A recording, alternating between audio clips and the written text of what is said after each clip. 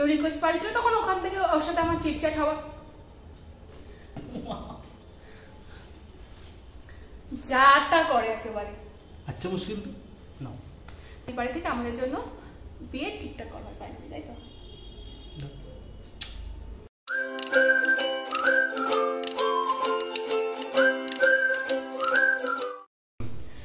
So hello everyone, welcome back to my channel. তো হ্যাঁ, finally we are sitting here to share you something. তো বুঝতেই পারছো, তো আমি ছোট্ট একটা কিছু ডিসক্লেমার তোমাদের দিয়ে দিই। সেটা হচ্ছে যে হয়তো ভিডিওটা আমরা দুটো কি তিনটে চেষ্টা করবো দুটো পার্টি রাখার, কারণ তিনটে করলে অনেক সময় ল্যাক অফ ইন্টারেস্ট হয়ে যায়। আর একটা ডিসক্লেমার যেটা দেবো সেটা হচ্ছে যে অ্যানাউন্সমেন্ট করার আগে, আমাদের ডেটটা তোমাদেরকে জানানোর আগে অবশ্যই আমাদের কিভাবে আলাপ হয়েছিল সেটা তোমাদের জানা উচিত বলে আমার মনে হয়েছে, বা আমাদের দুজনের মনে হয়েছে। সেই জন্য আমরা ওই জিনিসটা বলবো আর কি, টপিকটা। থার্ড যেটা ডিসক্লেমার দেবো সেটা হচ্ছে যে বলতে বলতে হয়তো আমরা এমন অনেক কথা বলে যাব যার জন্য ভিডিও হয় লেন্দি হয়ে যাবে, আর না তো কি হয়তো এমন কিছু ওয়ার্ড আমরা বলে যাব বা কথা বলে যাব যেটা আমাদের পরে ভিডিও এডিট করার সময় মনে হবে যে হয়তো দেওয়া উচিত না, তো সেই জায়গাটা আমরা ট্রিম করে দেবো। সো শুরু করি। আচ্ছা, তো আমাদের জায়গার ভীষণ অভাব হয়ে গেছে এত বড় বাড়িতে, কেন কি সন্ধ্যা হয়ে গেছে, তো লাইটের ঠিকঠাক আসছে না। ছাদে বসলে ভালো হতো, ওই জন্য আমরা এরকম আগে পিছিয়ে করে বসেছি। তো ফার্স্ট আমরা আচ্ছা, সো ফার্স্ট যেটা আমরা বলবো, যেটা আমি শুরু করছি, তারপরে ও বলা স্টার্ট করবো যেখান থেকে শুরু হয়েছে আমাদের। তো আমার যে ছোট যা ছোট জানা, আমি সবার ছোটদি যে আমার ওপরের যে যা, আর ছোটদা হচ্ছে ওর ওপরে যে দাদাটা আছে, তো ওদের দুজনে ক্লাস 11 থেকে একটা প্রেম ছিল। তো সেই সোর্সে আমার ওকে চেনা। ক্লাস 11 বুঝতে পারছো 2011। তো তখন থেকে ওকে আমি চিনি যে হ্যাঁ ওর দেওর হয় বা পিন্টুদার ভাই হয়। তো সেখান থেকে আমাদের দুজনের আর কি আলাপ। তো তারপর আস্তে আস্তে সেরকমভাবে কোনোদিনও কমিউনিকেশন আমরা করিনি বা করার চেষ্টা করিনি। তারপরে ও আমাকে ফেসবুকে রিকোয়েস্ট পাঠিয়েছিল, আমি অ্যাকসেপ্ট করেছিলাম। না, তার আগে আমাদের অনেক ফেসবুকে যখন তোমাকে আমি ঠিক মতন ওই ভালোভাবে চেনা হচ্ছিল না, তো আমাদের দুটো কথাও হয়েছিল। হ্যাঁ, কথা হয়েছিল। আমার একটা ফটো ছিল, আমি সবসময় ফটো এরকম ভাবে তুলতাম, ফটো ক্যামেরা দেখলি আমি পুরো। তো ওখানে আমাকে ও কি গ্রামের মেয়ে সামথিং কিছু একটা বলেছিল, তো আমি ওখানে হনুমান বাদর যেটা এখনো আছে ওরকম আমি কমেন্ট করেছিলাম, ঠিক আছে। তো ওকে আমি ব্লক করে দিয়েছি, আমাকে গ্রামের মেয়ে বলেছে, আমি ওকে হনুমান বলে ব্লক করে দিয়েছি। তারপর ও আবার আমার ওই অ্যাকাউন্টটা কোনো রকম ভাবে কিছু একটা গন্ডগোল হয় বলে ওটা রিজেক্ট হয়ে যায়। আমি আবার নতুন করে অ্যাকাউন্ট খুলি, তো সেখানেও রিকোয়েস্ট পাঠায়। আমার ফেসবুকের একটা ফটো দেখে, দেখো ফটোটা একটু খালি হোল্ড করো, ফোনটা বলে দেখাচ্ছি। সো অনেক খুঁজে পেয়েছি এই যে ফটোটা দেখছো, এই ফটোটা দেখে ওর কোথাও আমাকে ভালো লেগেছিল হয়তো, তো যে কারণে ও আমাকে তখন রিকোয়েস্ট পাঠিয়েছিল। তো রিকোয়েস্ট পাঠিয়েছিল, তখন ওখান থেকে ওর সাথে আমার চিটচ্যাট হওয়া, যা তা করে একেবারে। আচ্ছা মুশকিল না,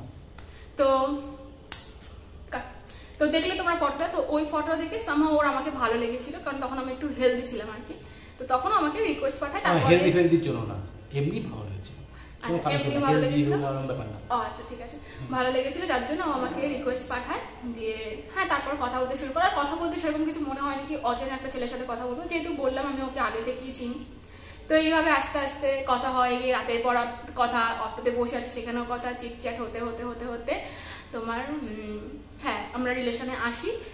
ডেটটা ছিল হচ্ছে 28শে জানুয়ারি। সো তারপরে তো হ্যাঁ কথাবার্তা হয়, ঘোরাফেরা।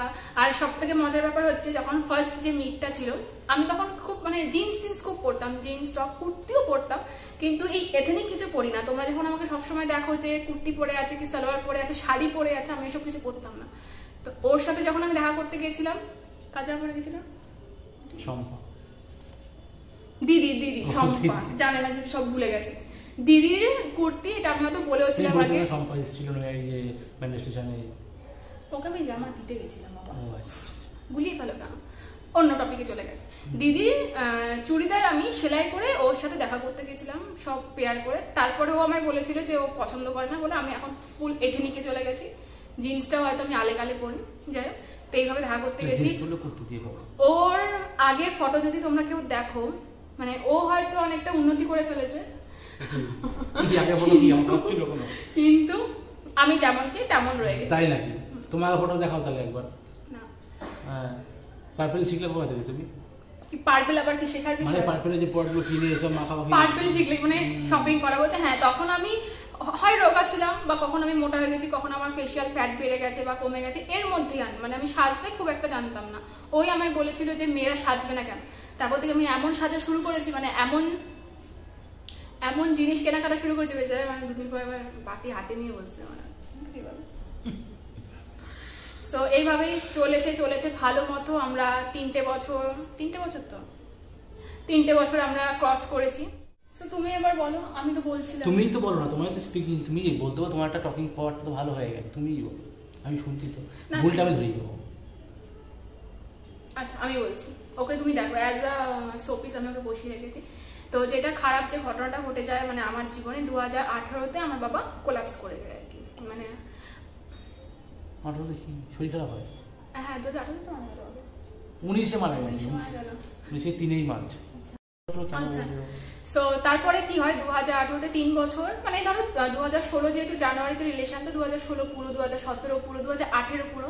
তো 2018 শেষ দিক থেকে মানে শেষ নভেম্বর ডিসেম্বর থেকে আমার বাবার শরীরটা ভীষণ পরিমাণে খারাপ হয়ে যায়। দিয়ে 2019 সালে মার্চে আমার বাবা আর কি কোলাপস করে যায়। তো যার ফলে একটা ভীষণ চারিদিকে একটা নেগেটিভিটি তো আমার মধ্যে আসেই। তো যার ফলে তখন কি হয়, ওর সাথে আমার রিলেশন একটু খারাপ হওয়া শুরু করে।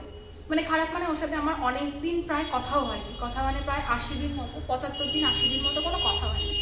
তো যাই হোক, ওই আস্তে আস্তে ওই জায়গাটা ওভারকাম করে এসে আবার একটা মানে মিসআন্ডারস্ট্যান্ডিং হয়ে গেছিলো, সেগুলো থেকে বেরিয়ে একটা পজিশনে আসি। আমাদের বাঙালিতে হয় নাকি কাল অসুচ না গেলে কিছু করা যাবে না। তো সেটা মিটে যাওয়ার পর আমাদের বাড়ি থেকে মানে আমাদের দুই বাড়ি থেকে আমাদের জন্য বিয়ে ঠিকঠাক করা হয়, তাই তো।